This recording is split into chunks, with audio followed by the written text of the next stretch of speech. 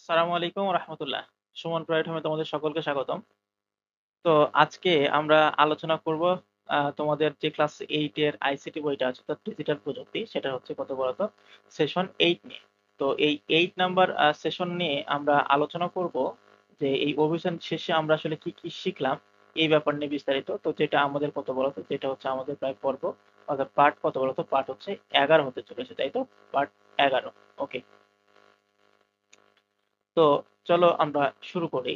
এখানে লেখা আছে অভিযান শেষে যারা সঠিক তথ্য জানতে চেয়েছিলেন তাদের কাছে আহ, শিক্ষার্থীদের তথ্য পৌঁছে দেওয়া হচ্ছে। তো তোমরা এইভাবে গ্রুপিং করে বসে কি করতে পারো, গ্রুপিং করে বসে তোমরা এই তথ্যগুলা যারা যেরকম তথ্য চেয়েছে সেই তথ্যগুলোর অ্যান্সার তোমরা দিতে পারো। আহ, এইভাবে আসলে তোমরা গ্রুপিং করে আর কি, হ্যাঁ, গোল টেবিলের মাধ্যমে।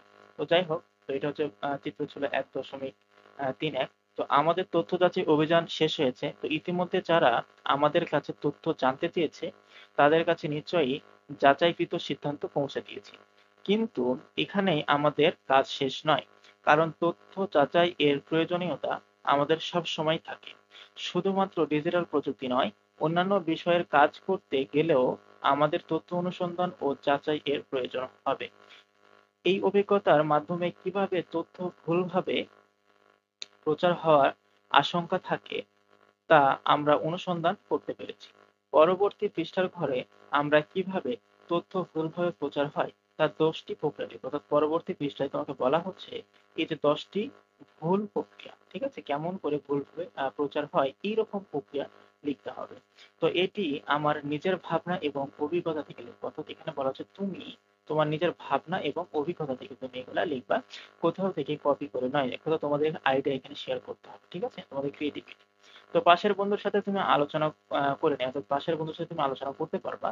এবং নিচে একটি উদাহরণ দেওয়া হলো। তো ভুল তথ্য দিয়ে কোনো টেলিভিশনের লোগো যোগ করে একটি ভিডিও তৈরি করে সেই ভিডিও একটি স্বনামধন্য টেলিভিশনের প্রতিবেদন দাবি করতে পারে, ঠিক আছে, মানে ভুল তথ্য দিয়ে একটা শুধু লোগো যোগ করে বলা হচ্ছে ওই টেলিভিশনের এটা কি আসলে প্রতিবেদন, কিন্তু এটা আসলে মিথ্যা কথা, তাই না?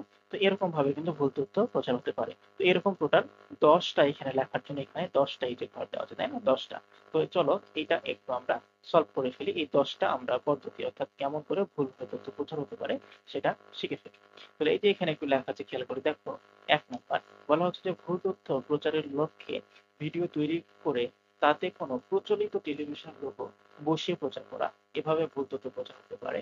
এরপর কোনো সংবাদের তারিখ পরিবর্তন করে সেই সংবাদকে ভিন্ন উদ্দেশ্যে ব্যবহার করা, এবং কোনো ছবির শিরোনাম বা ক্যাপশন পরিবর্তন করে ভুল তথ্য প্রচার করা, এবং কারো বক্তব্যকে ভুলভাবে প্রচার করা, কোনো ভিডিওর ভয়েস পরিবর্তন করে তা ইন্টারনেটে প্রচার করা, কারো বক্তব্যের কিছু শব্দ বা কিছু লাইন পরিবর্তন করে বক্তব্যের মূল উদ্দেশ্য নষ্ট করা, এরপরে ছবি এডিট করে ভুলভাবে প্রচার করা, এবং পরিসংখ্যানগত তথ্য পরিবর্তন করে সঠিক তথ্যকে ভুলভাবে প্রচার করা, মোবাইলে মিথ্যা মেসেজ পাঠিয়ে কাউকে বিপদে ফেলা, মিথ্যা ইমেইল পাঠিয়ে কাউকে বিপদে ফেলা।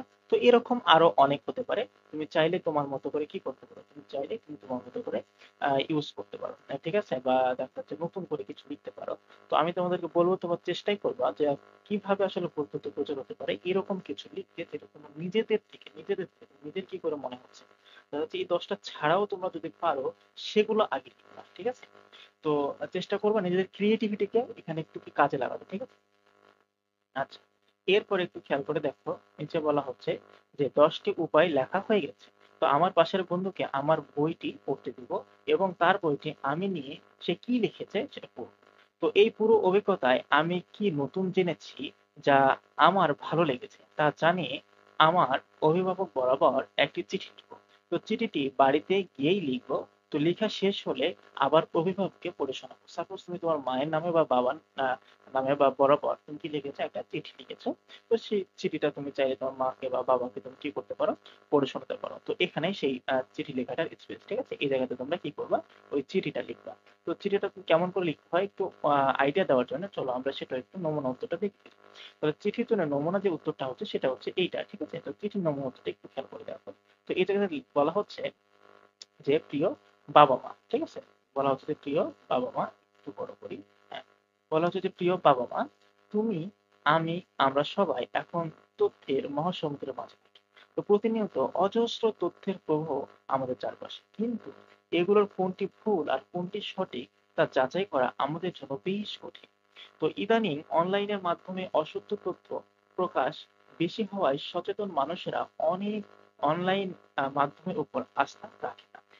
কিন্তু দেশের সকলে এই ব্যাপারে সচেতন না থাকায় নানা সময়ে ঘটে যায় নানান অবাঞ্ছিত ঘটনা।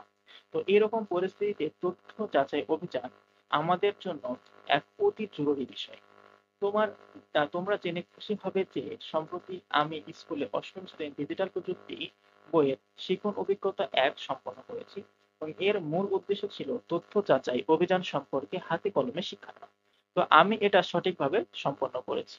তো এই শিখন অভিজ্ঞতাটি আমার খুব ভালো লেগেছে। তো এই শিখন অভিজ্ঞতা থেকে আমি কোনো সংবাদের সত্যতা কিভাবে যাচাই করতে হয় তা জেনেছি। কোনো ছবি এবং ভিডিওর সত্যতা কিভাবে যাচাই করতে হয় তা জেনেছি। এবং তথ্য যাচাইয়ে প্রযুক্তি ব্যবহার এবং তথ্য সমন্বয়ের কাজে স্প্রেডশিটের ব্যবহার আমার ভালো লেগেছে। তো সর্বোপরি হাতে কলমে সবগুলো শ্রেণী কার্যক্রম করতে পারার মাধ্যমে আমার অনুশীলন দক্ষতা বেড়েছে। তো আশা করি এই অভিজ্ঞতা তথ্য যাচাইয়ের ক্ষেত্রে ভবিষ্যতে আমার অনেক কাজে লাগবে। ইতি মিরাজ রওশন, বা তুমি তোমার নামটা এখানে লিখে দেবা, তাহলে হয়ে গেল। তো আশা করছি এইভাবে চিঠি লিখতে হয়, যে আইডিয়া তোমরা পাইলা। তো এখান থেকে নিজেরা নিজেদের মতো করে নিজের বাবা মার কাছে তোমরা কি লিখবা, চিঠি লিখবা এবং এটা তোমার বাবা মাকে একটু পড়ে শোনাবা, ঠিক আছে? আমি জানি তোমরা হয়তো কেউ পড়ে শোনাবা না, এটাই স্বাভাবিক, তাই না? তারপরে চেষ্টা করো, ঠিক আছে, বাবা মাকে একটু শোনানো। ওকে, আচ্ছা, যাই হোক, জানি সবাই ফাঁকিবাজ। তো রিকোয়েস্ট করো তোমার একটু শোনাবা, এতে কি হবে, বাবা মার সঙ্গে রিলেশনটা একটু ভালো হবে। এবং তুমি যে পড়াশোনা করছো এবং তোমার ক্রিয়েটিভিটি আছে, এই ব্যাপারটাও একটু তোমার প্রতিভাগুলো একটু প্রকাশ পাবে, ঠিক আছে? তো আশা করছি তোমরা এটা বুঝতে পেরেছো। তো আমাদের শেষ হয়ে গেল আজকে এই পর্যন্ত, অর্থাৎ আমাদের শিখন অভিজ্ঞতা এক। তো নেক্সট আমরা শুরু করবো শিখন অভিজ্ঞতা দুই দিয়ে। তো সেই পর্ব দেখার আমন্ত্রণ জানিয়ে এখানে শেষ করছি। আসসালামু আলাইকুম রহমতুল্লাহ।